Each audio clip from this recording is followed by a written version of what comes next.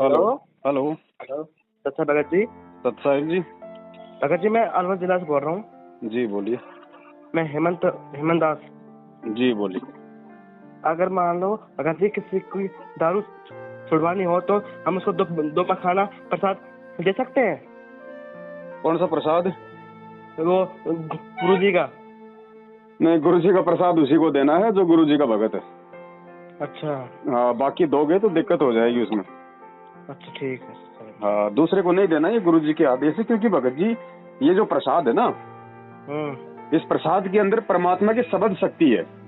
अच्छा। और मान लीजिए हमने किसी अड़ोसी पड़ोसी अनजान व्यक्ति को प्रसाद दे दिया। अच्छा। तो और हो सकता है वो किसी प्रेत बाधा से पीड़ित हो और कोई जिन वगैरह हो उसके अंदर, क्योंकि ये पाया जाता है अमूमन हर आदमी के अंदर कोई न कोई इस तरह का वास होता ही होता है।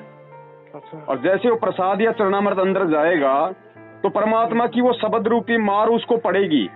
और जब वो मार पड़ेगी तो भगत जी वो बेहोश भी हो सकता है, उसको कोई दिक्कत भी हो सकती है। तो फिर वो हमारे गले की हड्डी बन जाएगी फालतू में, क्योंकि वो थोड़ी समझेंगे इन सब बातों को। अच्छा। इसलिए परमात्मा ने ये मना किया है कि जब तक कोई इस ज्ञान को ना समझे और जब तक कोई मेरा भगत ना हो जाए तब तक वो ये चरणामृत और प्रसाद ना ले। अच्छा। इसलिए परमेश्वर ने हमें मना किया है, ताकि हम सामाजिक लोगों की उपेक्षा का पात्र ना बने।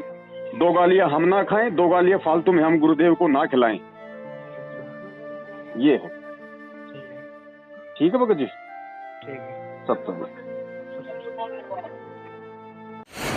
अब क्या कि जैसे एक लड़की एक बेबे नाम ले रही थी अपना परमेश्वर कबीर जी का, और यहां से अपने घर गई मिश्री का प्रसाद।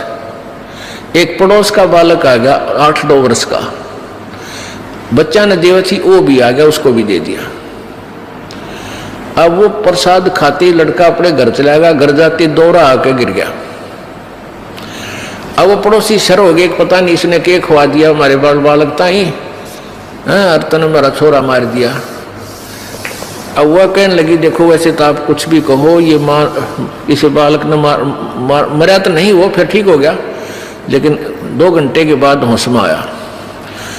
अब उस बहन ने बताया कि मैंने तो यही प्रसाद अपने बालकों को दिया था, यही आप कहते हैं दिया था, इन्हें पूछ लो चाहिए मेरा कोई उद्देश्य। फिर उसने आके यहाँ बताया कि महाराज जी ऐसे ऐसे हमने उस लड़का था पड़ोस में, उसने प्रसाद दे दिया, उसको दौरे आ गए और मेरी तो जान न साका कर दिया उन्हें। तो इसलिए हमने मना कर रखा किसी को ये प्रसाद मत दो। क्योंकि वो क्या था कारण कि वो प्रसाद देने से उसमें प्रेत विद्यमान था, उन्हीं का कोई पत्थर था, और वो प्रसाद खाने से परमात्मा की वाणी से उसमें वो चार्ज हो रहा था। प्रसाद उसी को कहते हैं। जैसे भगवान शंकर जी के शिव जी के वचनों से वो गंदा अंडा चार्ज हो गया, वो उसमें फिर दोबारा से चेतनता आएगी, स्वस्थ हो गया।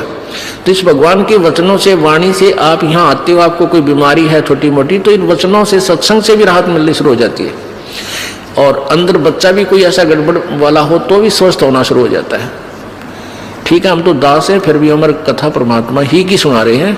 तो इस तरह ये बहुत लाभ देता है। आप बालक को, डॉक्टर को पता होता है कौन सी मेडिसिन और इसको कहाँ असर कर रही है। तो वो क्या था, मैंने उसको बताया बेटी उसमें प्रेत था। अरे प्रसाद खान दे उसका लागे लठ, वो छोरे मत निकलना नहीं चाहा था, वो इस तरह बेहोश हो गया। फिर वो छोड़कर उसमें से निकलना पड़ा, फिर वो लड़का होश में आ गया। तो ऐसी गलती मत करो, तुम बदनाम भी होगे। उनको कोशिश करो फिर समझाने की, नाम दिलाने की अपने मित्रों को, भाई बहनों को, पड़ोसियों को।